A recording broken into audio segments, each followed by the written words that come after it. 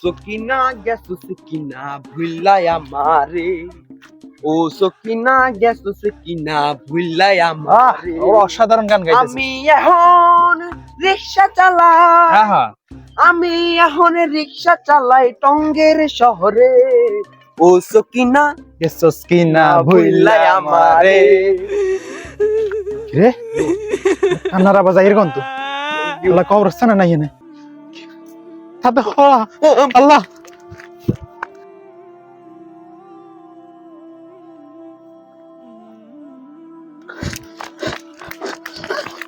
কাকা কাকা হেমে যায় না কাকা কবরস্থানে এনে তাই কান্নার আওয়াজ আইছি আমরা ডরে চলে এসেছি গান এদিকে যাই না। হ্যাঁ হ্যালো বাবা, কিসে ঘটনা কি কি চেঁচাইতো সাকা, সমস্যা কিসে? কাকা কই না ইন্দি কবরস্থানে যে আইয়ের আর বুঝছেন নি মানুষকে লাগে যে কান্দি হচ্ছে কবরস্থানের, তাই আমরা তো দৌড় দিছি। দেখো বাবা, তোমরা তো এখানে কবরস্থানের সামনে দিয়ে আসছো, আজকে সারাদিন তো লাগে নামাজও পড়া নাই। মুসলমানের নিয়ম হলো দেন 5 ওয়াক্ত নামাজ পড়া। মুসলমান ব্যক্তিকে কখনো কবরে কিছু করে না, এখানে সবাই আমরা মুসলমান বসবাস করি।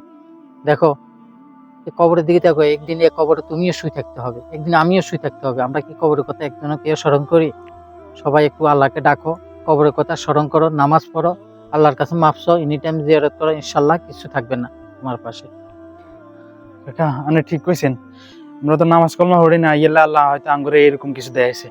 দেখ আল্লাহ আঙ্গুর মাফ করে দেখ, আমরা ইনশাআল্লাহ এবার তো হাসক্ত নামাজ পড়ব আর ভুল কাজ করতাম না, আল্লাহ যেন আমাদের মাফ করে দেয়। হ্যাঁ ভাতিজা চলো, যাতে নিজের ভুল নিজে বুঝতে পারছো, চলো আমরা নামাজ পড়বো, আজান দিয়ে এলাইছে, চলো।